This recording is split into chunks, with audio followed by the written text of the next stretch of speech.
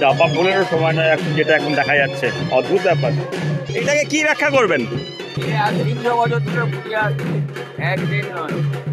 ঠাকুরের কৃপা ছাড়া সম্ভবই না।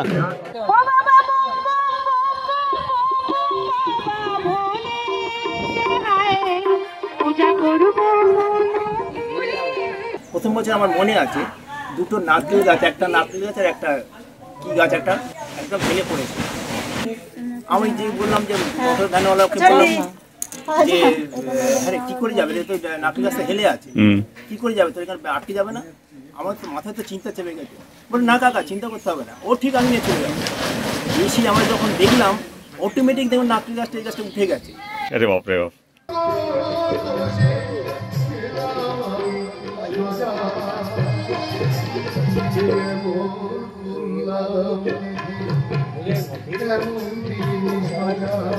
দুর্গাপুজোও হয়, কিন্তু আমরা এ থাকি মানে অপেক্ষা করি।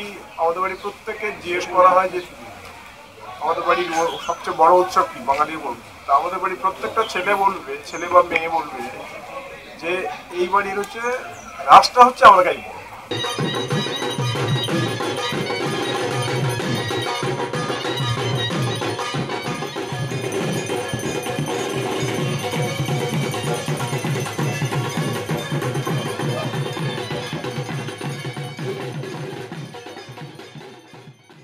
আজ আমাদের ডেস্টিনেশন বিখ্যাত রাস উৎসব এ উপস্থিত হওয়া। এটি দক্ষিণ 24 পরগনার দক্ষিণ দুর্গাপুর স্টেশন হতে পশ্চিমে দরমহলায় বিখ্যাত বিশ্বাস বাড়ি। দারুণ সুন্দর এক চোখ জোড়ানো গ্রামের রাস্তা দিয়ে চলেছি আমরা। রাস্তার এক পাশে খাল বয়ে চলেছে, মাঝে মাঝে সুন্দর সুন্দর সাঁকো দেখা যাচ্ছে। আরেকদিকে বিস্তীর্ণ মাঠ, অপার নীল আকাশ, চারিদিকে সবুজ আর সবুজ, অদ্ভুত সুন্দর লাগছে। হাঁস সত্যি খুঁজেই পাই না, আগে প্রত্যেক বাড়িতে হাঁস। হ্যাঁ, গ্রামের ফিলটাই আলাদা। দারুণ, পুরো নস্টালজিক ব্যাপার।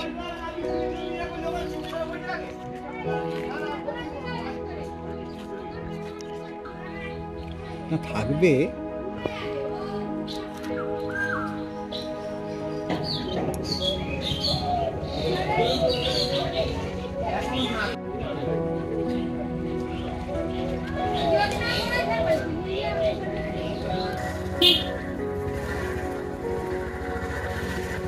বিখ্যাত বিশ্বাস বাড়ির ক্যাম্পাসে প্রবেশ করছি আমরা। বাঁদিকে মা মনসার মন্দির,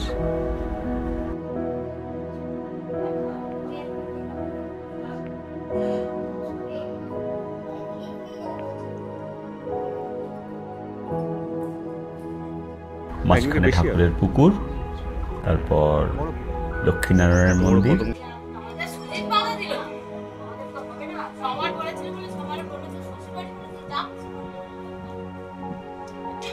তারপর রাসমঞ্চ, পুরো গাছ খালি, বিখ্যাত কদম গাছ। ডান দিকে কিন্তু ঠাকুরের জন্য পুরো বিশ্বাস বাড়ি, ফুলের ব্যবস্থা করে নিয়েছে। সামনে একটা বিস্তীর্ণ মাঠ, দূরে বৈঠকখানা দেখা যাচ্ছে। প্রচুর মাছ উঠেছে।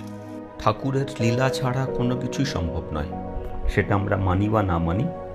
যে পুকুরের সামনে দাঁড়িয়ে আছি আর আমরা, পুকুর নাম না বলে দিঘিই বলা চলে।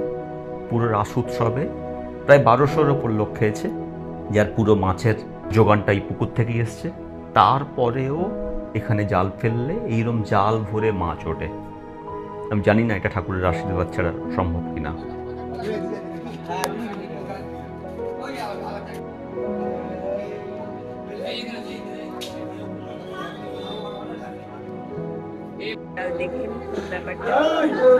সত্যি রেয়ার না, কোথাও ফুল নেই কিন্তু আমাদের হবে এক্স্যাক্টলি, মানে ব্যাপারটা একটা মানে মারাত্মক ব্যাপার আর কি, সত্যি কথা। এটা হবে দুটো। হ্যাঁ, এই সেই বিখ্যাত কদম ফুল, যেটা গাছ থেকে পেড়ে জনসাধারণের দর্শনের উদ্দেশ্যে দেবী ঘাটের তলায় রেখে দেওয়া হয়েছে।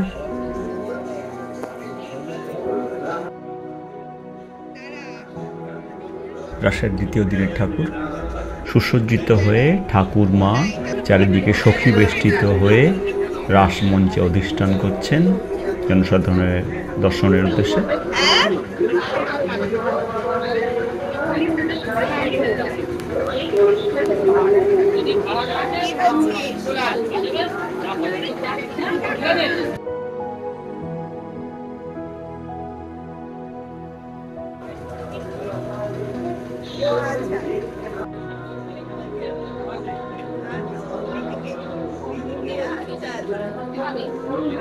ঠাকুরের জন্য কি কি ভোগ রান্না করা হচ্ছে? আচ্ছা, এখানে আচ্ছা কত আইটেম হবে? তাও কতগুলো পদ? আচ্ছা,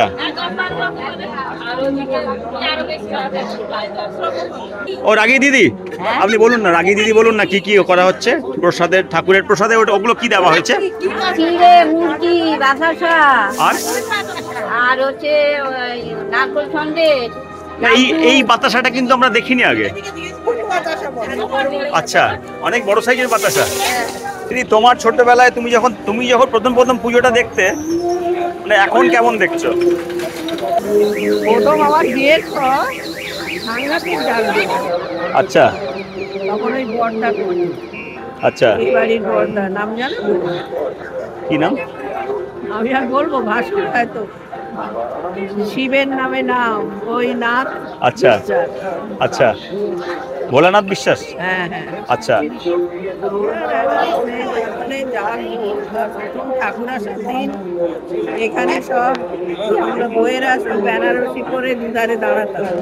তাই নাকি? হ্যাঁ। আচ্ছা, তারপরে সব ছেলেরা ঠাকুর নিয়ে আসে, তারপরে শাক বাজিয়ে করে ঠাকুর তুলে তারপরে করে তারপরে পুজো হলে তারপরে বাজি বলো। বলো দু চার কথা বলো তোমাদের পুজো নিয়ে। তাই নাকি? বড় বড় ঘোমটা পরে বেনারসি পরে কতজন তোমরা থাকতে? মানে এটা কোন সময় করা হতো? ঠাকুর আসে যেদিন প্রথম দিন ঠাকুর, ব্রাহ্মণের বাড়ি থেকে ঠাকুর আনতে ওই যে চতুর্দোলায় ওই দোলায় চেপে এসছে, দেখেছো তো? ছিল না, এমনি মাথায় করে নিয়ে মাথায়। ঠাকুরের পান কি দিয়ে সাজা হচ্ছে? ঠাকুরের পান কি দিয়ে সাজা হচ্ছে? আতপ চাল দিয়ে। আচ্ছা, এই পানটা? হ্যাঁ, আচ্ছা। গঙ্গা জলের ইয়েতে ঘুরি রাখবে।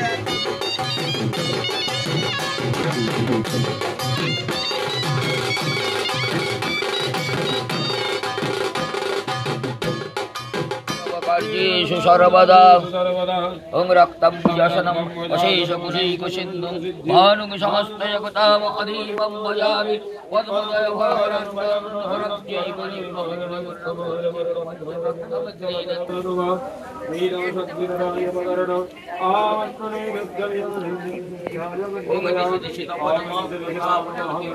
হ্যাঁ, ক্রমশ মেলার দিকটায় চলেছি আমরা।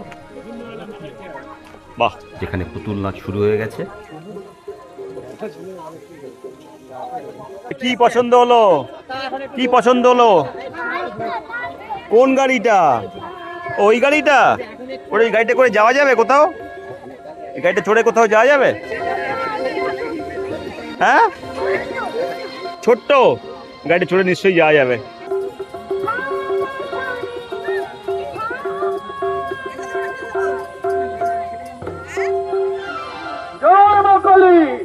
গুরুদেব, আর কাছে কালী মূর্তি আর ব্রাহ্মণ কন্যা দেখছি মায়ের আসনে থেকে তাই তো কোথায় পালিয়ে যাবে ব্রাহ্মণ কন্যা?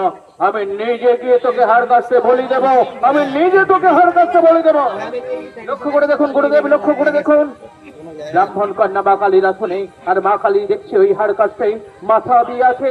মায়ের মূর্তিতে আপনি খড়গাঘাত করবেন না গুরুদেব। মাগো, একই দৃশ্য দেখালে তুমি জননী মরে, কে বলে তুমি নেই? ক্ষমা করো জননী, আমার তুমি ক্ষমা করো। অকৃতজ্ঞ আমি, শত কোটি ভুল করেছি তোমার চরণে। চালিয়ে রেখেছি, সেটা এখনো একটা ভালো দিক। আমি চালিয়ে রাখি এখানকার। হ্যাঁ, লোকজন সকলে মিলে ব্যাপারটাকে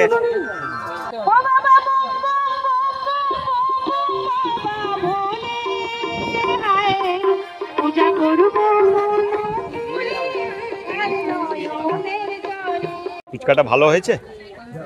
ভালো ঝাল দিয়েছে? ফুচকা খাচ্ছ? ঝাল দিয়েছে, টক দিয়েছে? কি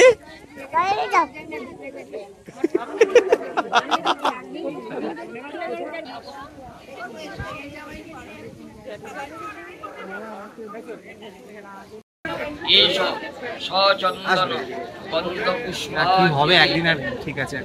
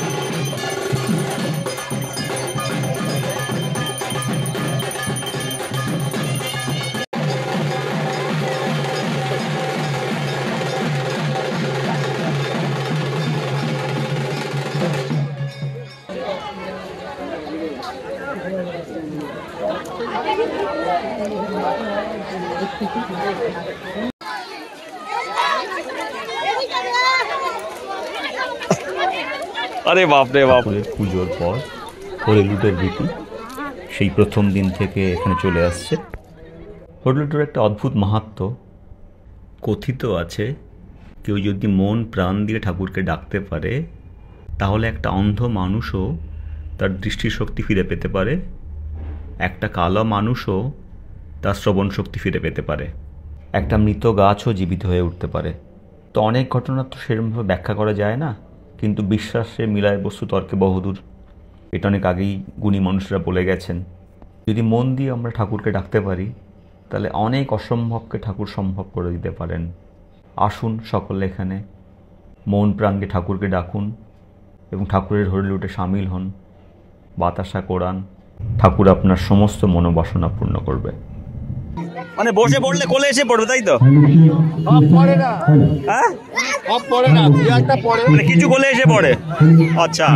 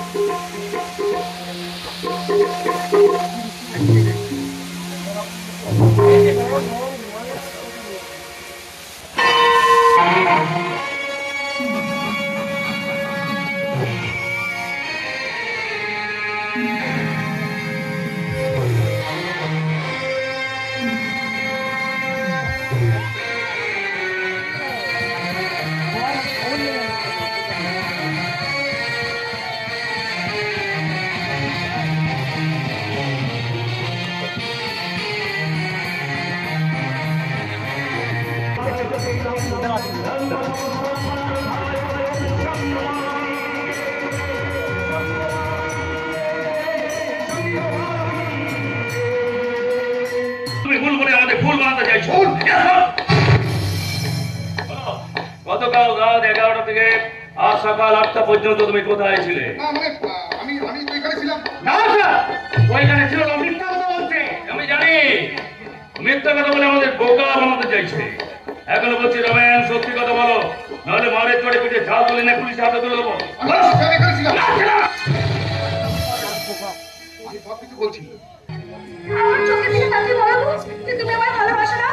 না না না,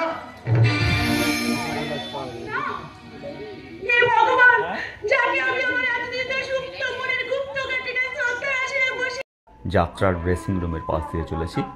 কালের বিবর্তনে কত কিছু সম্ভব হয়। যখন প্রথম প্রথম রাস শুরু হয় তখন যাত্রার ড্রেসিং রুম, ঢাকিদের থাকার জায়গা, পুতুল নাচের থাকার জায়গা, এগুলো সব বাঁশ দিয়ে প্যান্ডেল করা হতো। কিন্তু এখন কালের বিবর্তনে সবগুলোই পার্মানেন্ট হয়ে গেছে।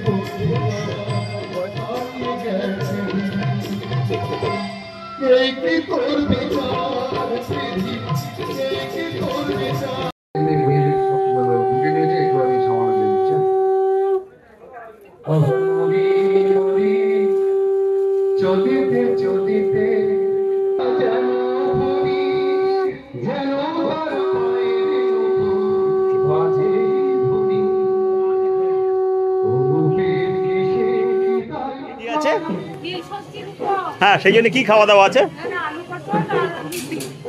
আলু পটল। আচ্ছা, আর বাকিদের জন্য কি হচ্ছে? ডাল আলু ভাজা। আচ্ছা, বাহ বাহ বাহ, রান্না খুব ভালো হচ্ছে, কিন্তু রান্না দারুণ হচ্ছে।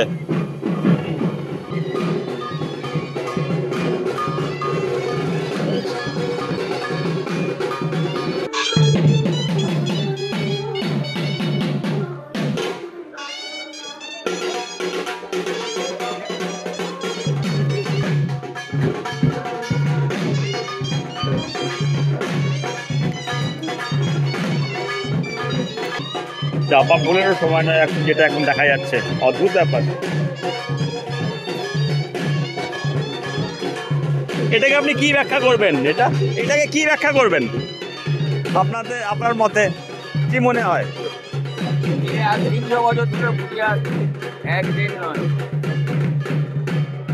আমি 50 বছর এখানে পুজো করছি। ঠাকুরের কৃপা ছাড়া সম্ভবই না।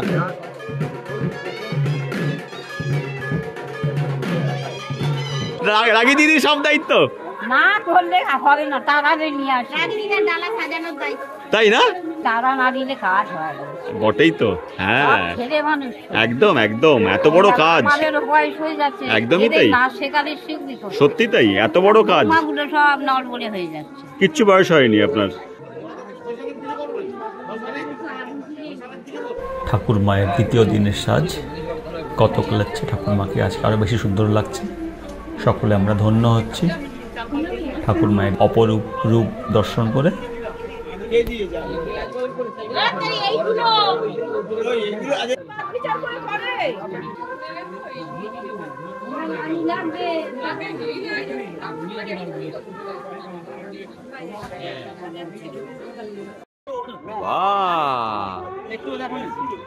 কি সুন্দর করেছেন। কি নাম আপনার?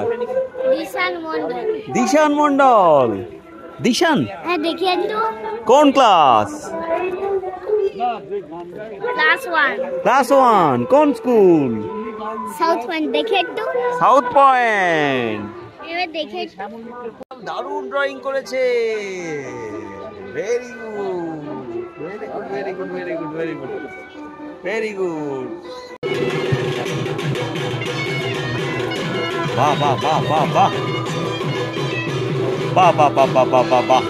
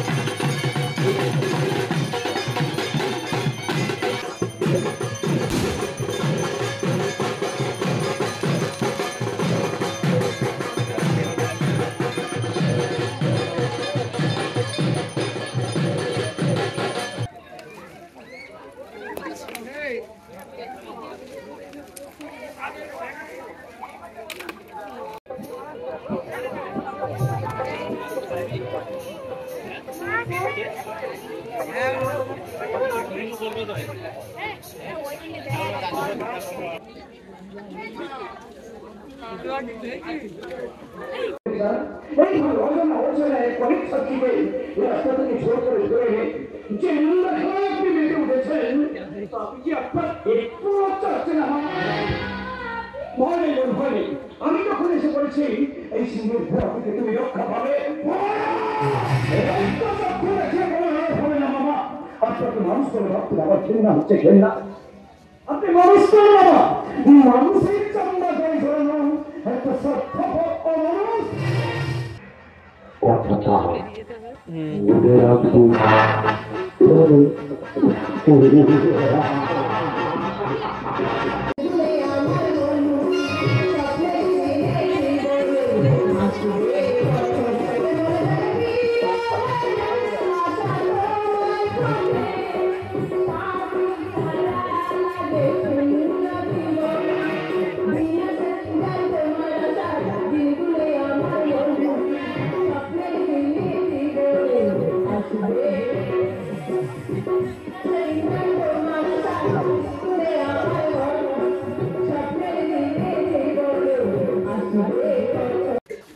সবচেয়ে কোনটা খেতে ভালো লাগলো? ডাল, আমডাল। সবচেয়ে আমডাল খেতে ভালো লেগেছে না আর কিছু ভালো লাগেনি? হ্যাঁ দাদা একটু আমডাল দাও ওকে এখানে।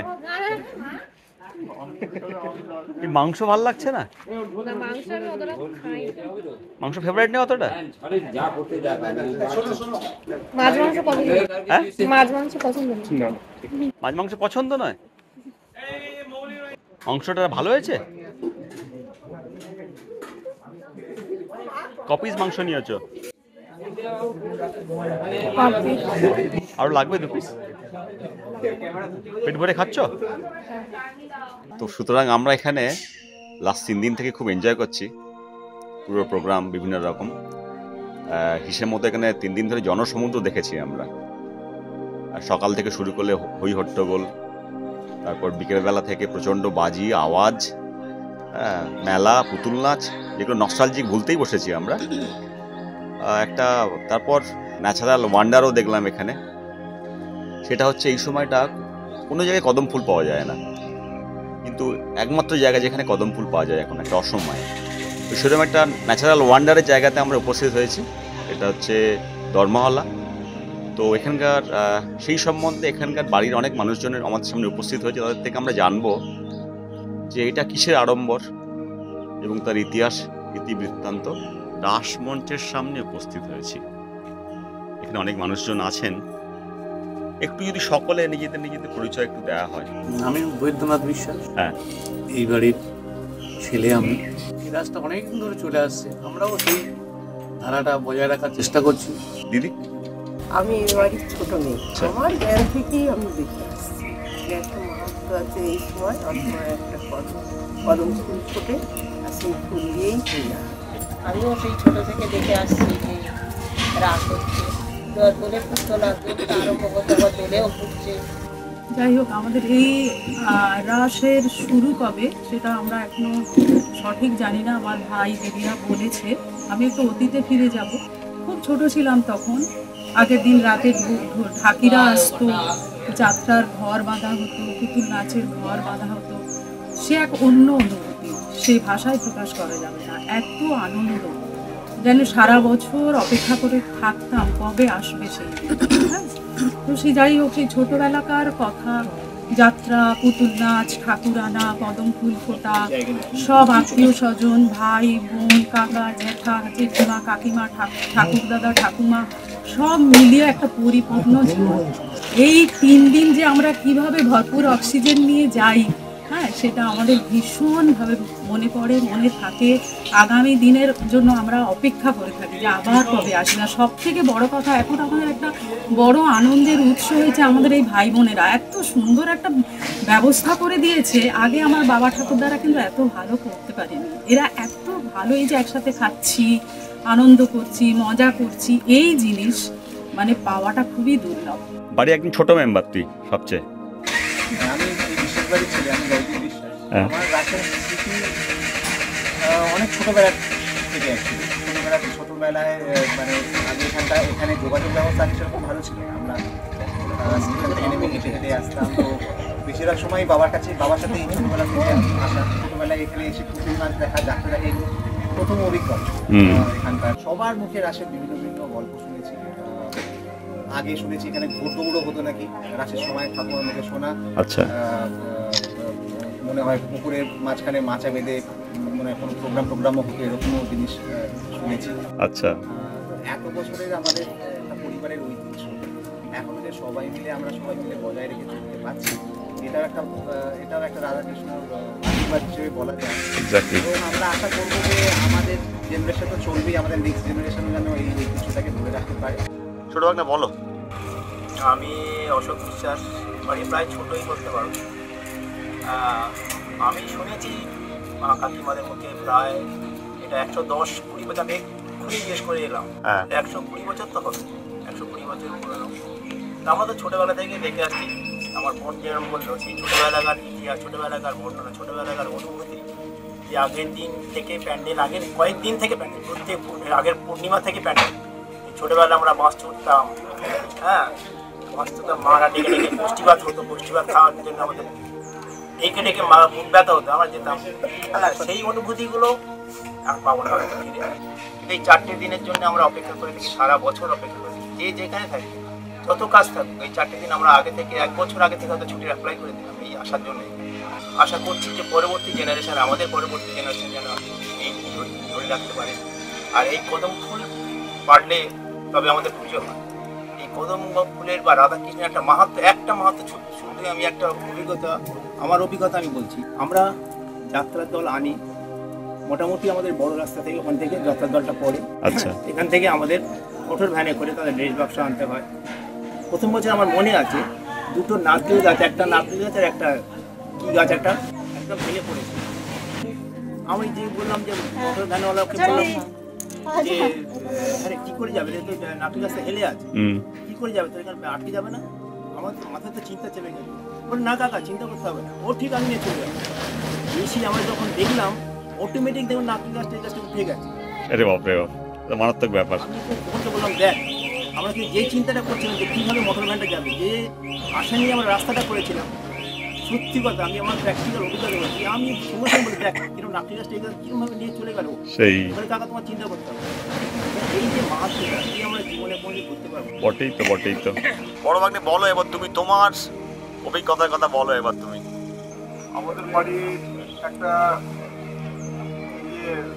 রাসের যে একটা উৎসব, দুর্গাপুজোও হয়, এ থাকি মানে অপেক্ষা করি। আমাদের বাড়ি প্রত্যেকে জিজ্ঞেস করা হয় যে আমাদের বাড়ির সবচেয়ে বড় উৎসব কি, বাঙালির বলবে। তা আমাদের বাড়ির প্রত্যেকটা ছেলে বলবে, ছেলে বা মেয়ে বলবে যে এই বাড়ির হচ্ছে রাসটা হচ্ছে আমরা গাইব। তারপর আর একটা জিনিস, আমাদের বাড়ির যে কদম ফুল, এটা অনেক দূর থেকে দেখতে আসে, এটা এটার আর্টিফিশিয়াল আর অরিজিনাল। সেই, হ্যাঁ, সেই এটা সবাই এটা ইয়ে করে, এটা এটা হচ্ছে মিরাক্কেল ব্যাপার যে আমরা এখনো পর্যন্ত আমরা জানি না আগামী দিনে কি হবে, এখনো পর্যন্ত আমরা দেখছি যে ফুলটা আমরা পাচ্ছি। মানে আমরা যে কদিন যে মাছ খাচ্ছি সবই পুকুরের মাছ, এটাও কিন্তু ঠাকুরের আশীর্বাদ যে এত লোক, মানে হিসেব মতো 1000 লোক খেলো তো 3 দিন ধরে, তো 1000 লোকের পুরো মাছ একটা পুকুর থেকে আসছে, তার মানে এটাও তো হ্যাঁ। আচ্ছা আচ্ছা,